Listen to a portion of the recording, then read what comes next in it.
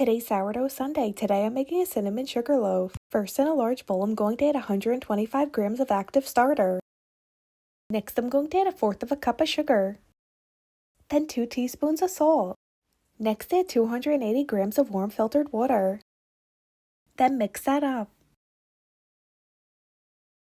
Next, add 475 grams of unbleached all-purpose flour. Next, mix that up, and after a minute or two, I'm going to go in with my hands to mix it up fully.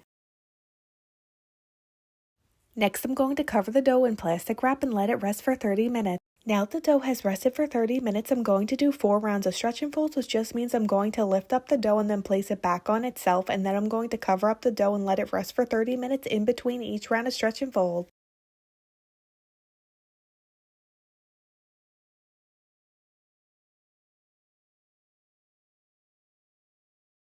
Next, I'm going to do my last round of stretch and folds and then cover the dough back up and let it rise until it doubles in size. Once the dough doubles in size, I'm going to add it to a floured counter and press it out. Next, I'm going to add a layer of softened butter and spread that out. Next, I'm going to sprinkle some cinnamon sugar on top of the butter. Next, I'm going to fold over one side of the dough and spread more butter and sprinkle some cinnamon sugar on top. Then I'm going to fold the other side over and spread more butter and cinnamon sugar on top. Next, roll up the dough and roll it into a ball. Next, I'm going to add it into a banneton that I lined with parchment paper and then cover up the dough and put this in the fridge to cold proof overnight.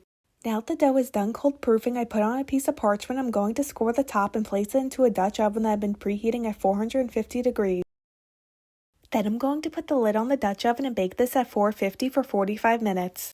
Once the bread was done baking, I let it cool for 2 hours, and now I'm going to cut into it, and here's an up close look.